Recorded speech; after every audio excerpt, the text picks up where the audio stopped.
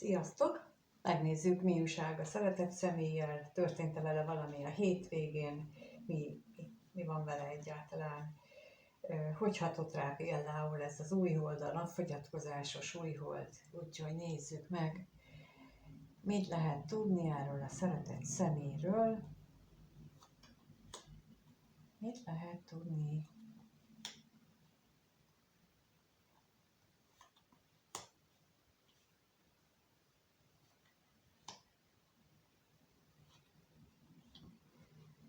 Láthatóan valamit rejteget, valami értékeset rejteget a világ elől, maga elől, a gondolatai elől, mert gondolatban valamilyen reményei vannak, de úgy látom, hogy nagyon sok minden van, amit ő talán a tudata mélyére próbál száműzni, azokat a dolgokat, ami fájdalmat okoz neki. Hát én magamról beszélve, magam részéről azt tudom mondani, hogy ez gyakran megesik az emberekkel, hogy így próbálunk védekezni. Ezt sokan nevezik a szőnyeg alá söprésnek, de tulajdonképpen ezt csináljuk, hogy azokkal a dolgok, amik fájdalmat okoznak nekünk, és nem akarunk vele szembenézni, mert fáj, mert így védekezik az ego, azt száműzzük titkos rekeszekbe, függetlenül attól, hogy értékes vagy jó lenne számunkra, mégis ezt csináljuk vele, mert az önvédelmi ösztönünk az nagyobb, és ő benne is ez munkálkodik most. És akkor megnézzük most itt a tolvajt, hogy mi az, amit ő itt dugdosni akar, mi az, amivel ő nem akar szembenézni.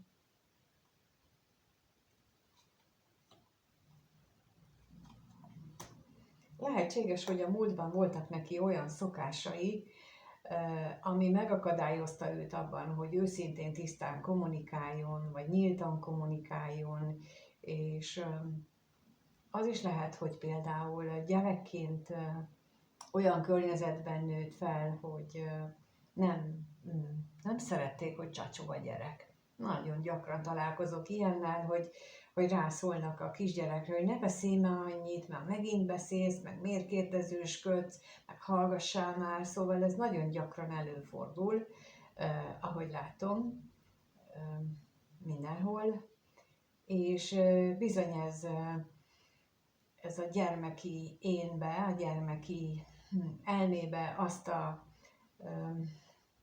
következtetést vonja le, hogy akkor ő jobb, ha csöndben marad, mert ő neki az az osztály része, hogy maradjon csöndben, ő csak ezzel a létezésével is zavarja a szülőket, és akkor itt létre tud jönni egy olyan tiltó program, ami a ne létez. Ha akarjátok,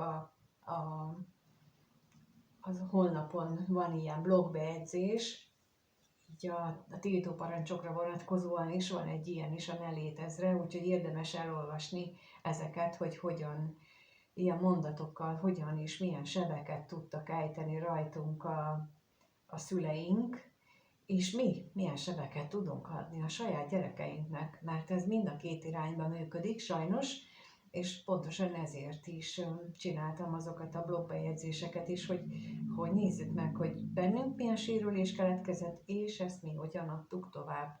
Mert bizony nagy százalékban továbbadtuk, még akkor is, hogyha valamilyen szinten tudatában vagyunk, csak például, ha így teljesen tudatába kerülünk, akkor ezt így tudjuk korrigálni, és tudjuk helyrehozni a dolgokat.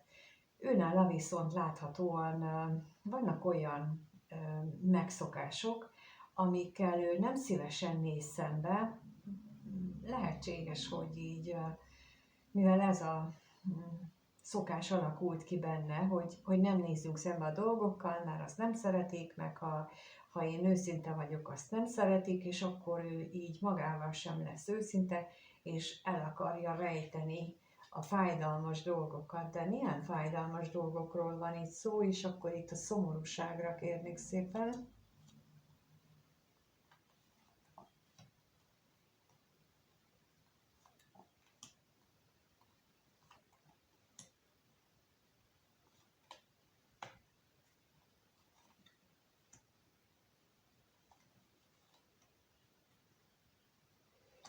mintha egy számára fontos személy, aki lehet érettebb, lelkileg érettebb személy, vagy korban is idősebb személy, de a lényeg az, hogy számára ez egy fontos személy, olyan dolgokra figyelmeztette volna, vagy olyan dolgokat juttatott volna eszébe, ami arra utalt, hogy ő talán nem teljesen őszinte, és talán olyan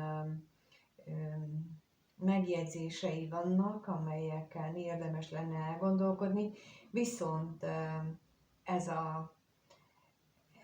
a téma, amit ez a személy felhozott benne, vagy amit érintett, azt ő neki nagyon mély sebet nyitott újra, és ezzel ő nem akar foglalkozni, és olyan, mintha abban reménykedik, hogy ezt még vissza tudja magában zárni, ezeket a sebeket. Húha! Na megnézzük akkor, hogy te vagy esetleg az a személy, aki mondott neki valamit, és ő benne ez elindított. Húha!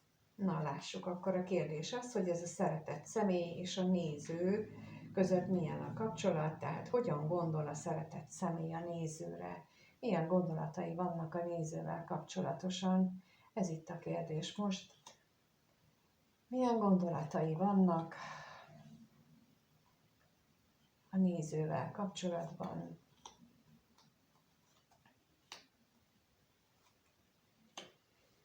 Lehetséges, hogy te voltál az, aki, ha jellemző rád az, amit az előbb mondtam, az a személy, aki úgymond sót szórtál a sebeire, és így fölnyíltak azok a régi fájdalmak, pedig láthatólag ő tisztában van az ő irántad való érzéseivel, tudja, hogy a múltban ez milyen nagyon nagy szenvedéllyel élte meg, és most úgy látszik, hogy valami miatt, talán pont emiatt a beszólás miatt ezt el kell engedje, illetve ezt nem élheti meg a napi szinten. Na de akkor megnézzük, hogy mit jelent itt a szerencsétlenség.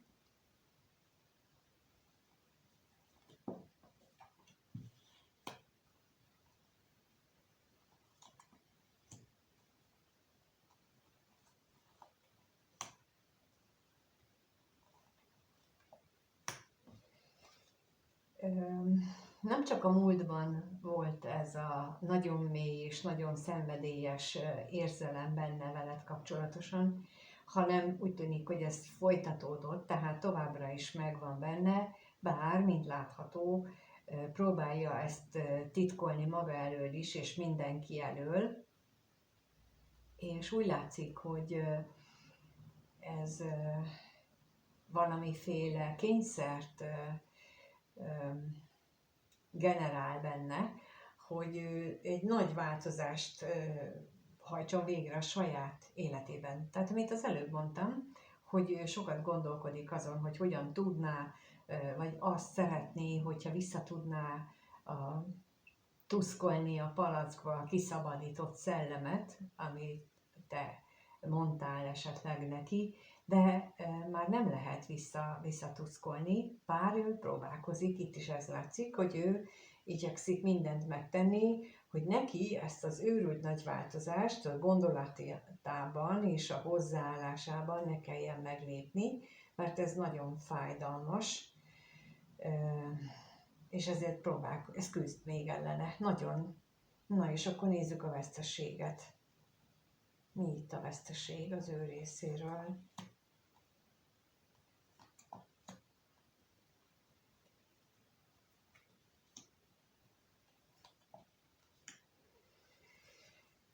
Hát a veszteség az, hogy voltak neki nagy reményei voltak, és ezeket a nagy reményeket most úgy látszik egy új kezdetre vonatkozhatott, és úgy látszik, hogy ezeket a nagy reményeket most kicsit feledésbe kell merüljenek, illetve hátra kell sorolni őket, most egy kicsit talomba tenni, mert mert szerintem ez a központi téma, amit az előbb mondtam, hogy ő neki azok a dolgok, amiket te mondtál, azok nagyon mélyre mentek, nagyon mélyen bevágtak a húsába, a szívébe, és ő neki ezzel van munkája, és ezzel ellen küzd.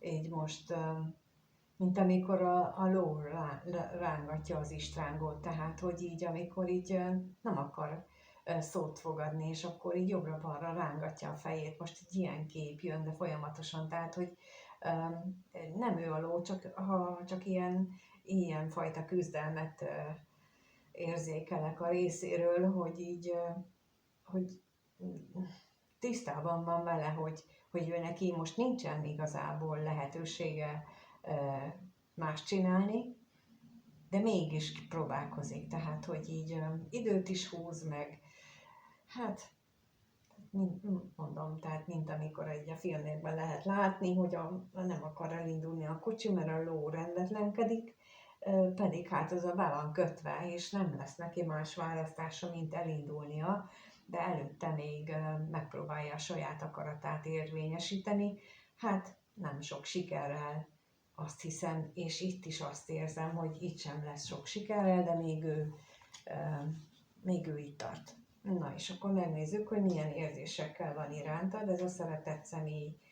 A kérdés az tehát, hogy mit érez ez a szeretett személy a néző iránt, milyen érzései vannak neki a néző iránt, ennek a szeretett személynek, mit érez iránta.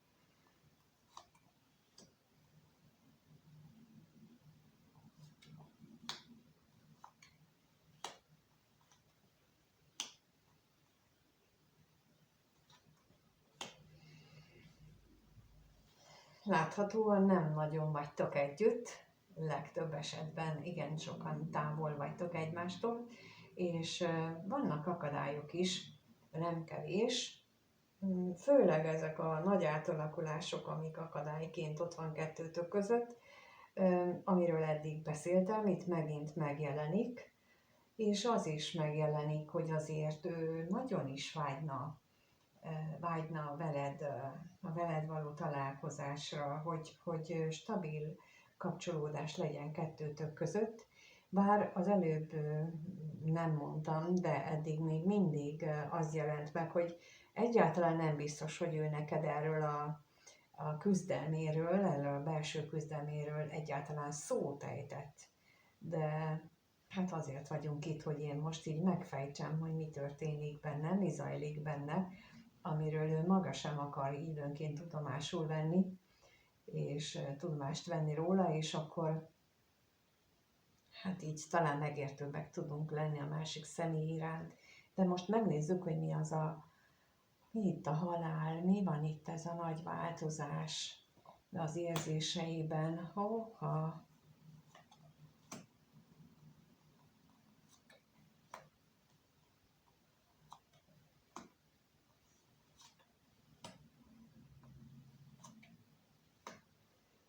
Hát nagyon-nagyon küzd magában. Azért, mert ez az elvállás, ez a különvállás közöttetek, ami úgy tűnik, hogy ilyen, vagy legalábbis ő úgy érzi, hogy végleges, vagy te úgy mondtad, hogy ez végleges, és ő ezt így komolyan is vette, hogy ez ő benne őrült nagy gondolathalmazt hozott létre, belső konfliktusok hadát, seregét, újra és újra, pedig ott van benne az a nagy remény, hogy a szerelem az még megvan köztetek. Tehát nagyon reménykedik abban, hogy a szerelem még megvan köztetek. Na de megnézzük, hogy mi itt az akadály, úgyhogy az ellenségre kérnék szépen még, milyen akadályok azok, amelyek őt megakadályozzák ezen túlmenően.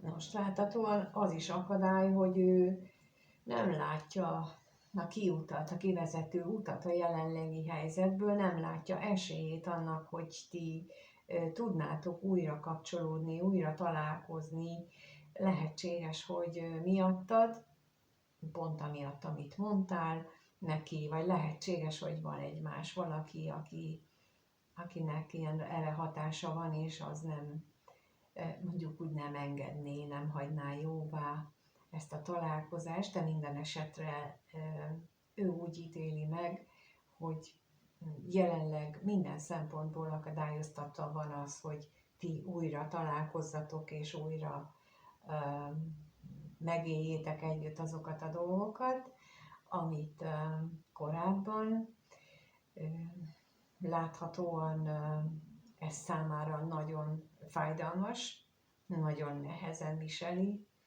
és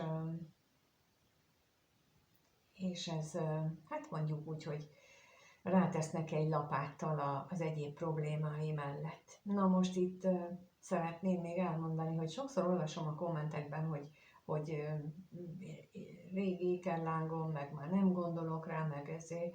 Szóval itt azért elég sok, úgy látom, fogalmi zavar van, mert például egy ikerláng azt nem lehet kirakni az életünkből. Az nem lehet olyan, hogy nem gondolunk rá. Az ikerláng az nem olyan. A lelkitársakkal ezt meg lehet tenni, egy karmikus kapcsolattal, meg lehet tenni egy bármilyen szerelmi kapcsolattal, azt túl lehet lépni, de egy ikerláng kapcsolódást azt nem lehet. És pontosan ezekről, illetve ilyenekről beszélek majd a workshopon, akik eljönnek erre, mert egyrészt nagyon sok az űrzavar, nagyon sok a keveredés, sok téves információ, vagy téves értelmezés van benne, és az információk is elég sok minden helyről származnak. Azt hiszem, hogy hiányosak is némelykor, máskülönben pedig az, hogy mivel nem lehet letenni, ezért valamit kezdeni kell. Tehát nem fájhat örökké például, amikor el kell engedjünk egy ikerlángot, mert hogy a dinamika vagy az égiek ezt követelik meg.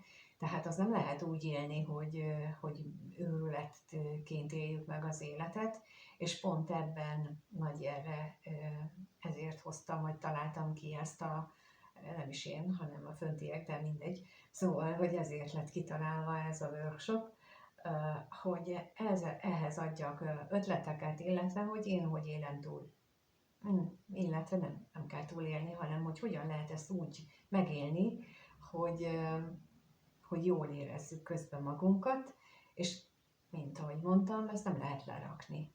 Ez van, és az idők végezetéig lesz is.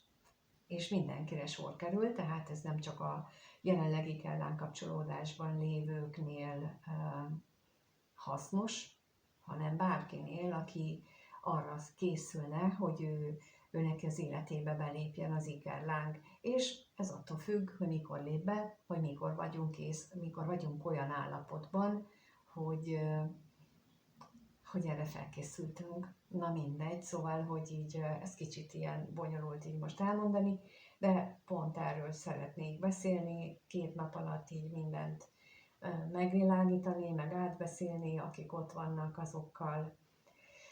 Szóval, ha ilyen érdekel benneteket, akkor szívesen látlak benneteket. És itt ugye ez most úgy került, vagy úgy jutott eszembe, hogy ő is próbálja ezt így lepakolni magáról, próbálja nem tudomást venni erről az egészről, láthatóan hát kevés sikerrel, mert különben nem lennének itt ezek az agyalások, nem lennének a fájdalmak, nem lennének az, hogy ő újra szeretne találkozni, tehát neki is van egy olyan kényszer benne, amit az ego vezérel, hogy akkor engedjem el, és kirakom az életemből, és van egy másik, amit pedig a lélek, vagy a szeretet, a szív vezéreli, amit nem lehet bekalitkázni, amit nem lehet elzárni, azt meg kell tanulni vele együtt élni, és ezzel el lehet játszani mondjuk évekig, hogyha az ember nem tudja, hogy mit csináljon, vagy miről van szó. Na és akkor megnézzük, hogy következő néhány napban, 1-2 hétben hová fog alakulni, vagy hová fog változni ez a kapcsolódás köztetek, vagy az ő megnyilvánulása iránt, a néző iránt, milyen lesz a következő néhány napban, egy hétben, hogyan fog viszonyulni ez a szeretett személy a nézővel kapcsolatban.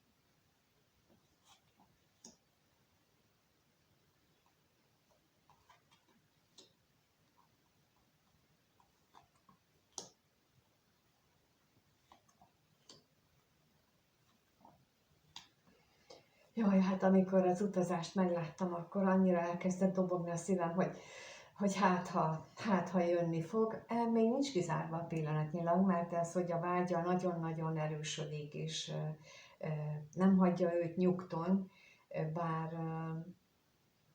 bár igyekszik neki, vagy nem tudomást venni róla, mégis az látszik, hogy ez azért így, mint ahogy az előbb mondtam, tehát ő megpróbálhatja az egójával ezt kontrollálni, elnyomni, de azért ott mélyben sokkal nagyobb dolgok működnek. Na és akkor nézzük, hogy mik az utazásra, kérnék szépen, hogy lesz-e itt konkrét valami.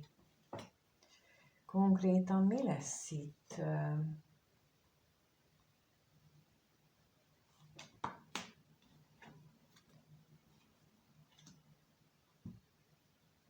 Ez esett ki itten, ami jobban akart jönni. Elképzelhető, hogy az ő elképzelését, hogy mit akar a sors, meg hogy mi az ő sorsa, azt háttérbe fogja szorítani, mert a hiányod az nagyon-nagyon felerősödik.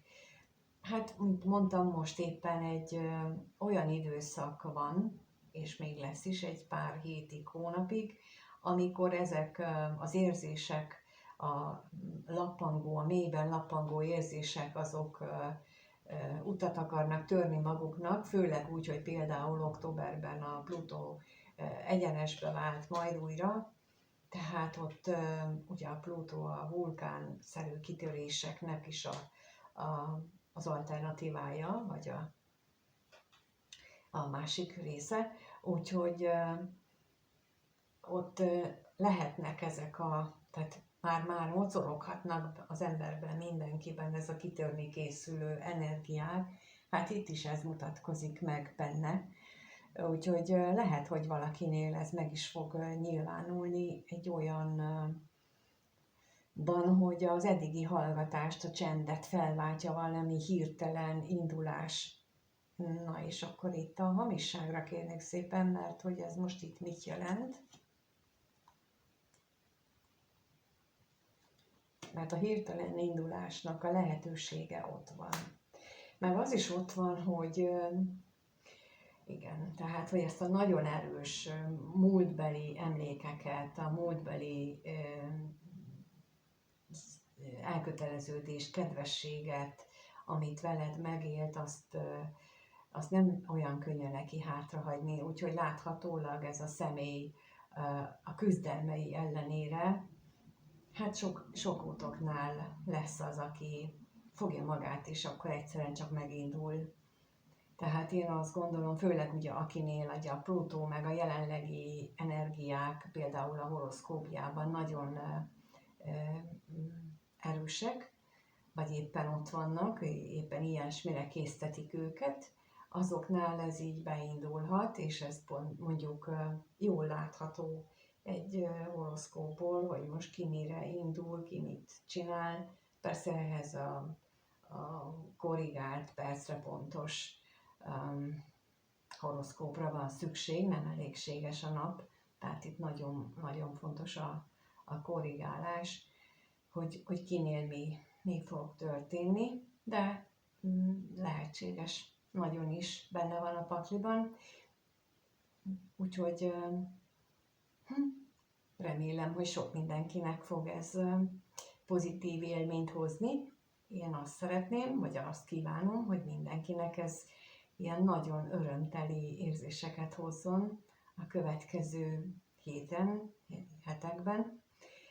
és köszönöm, hogyha itt vagytok és nézitek a videókat, köszönöm, hogyha kommentelitek, köszönöm, hogy bármilyen interakciót, amit a kommentben vagy a like-nál tesztek, mert azzal támogatjátok a csatornát, hogy minél több mindenkinek mutassa meg most valamiért a YouTube programja az rendetlenkedik, vagy ki tudja, hogy mit csinál. A lényeg az, hogy még azoknak sem nagyon mutatja meg, akik fel vannak iratkozva. Mármint számszerűleg látom, hogy nem nagyon éri el a megjelenítések száma sem.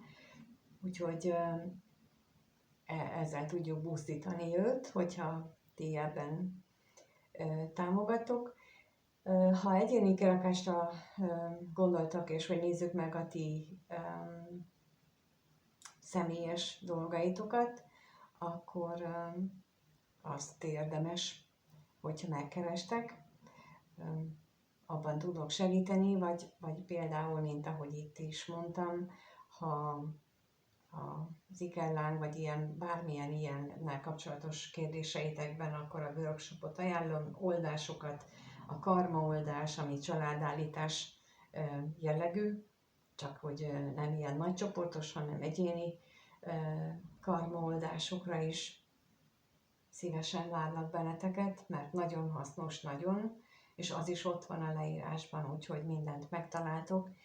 És amíg újra találkozunk, addig minden jót kívánok mindannyiótoknak, sziasztok!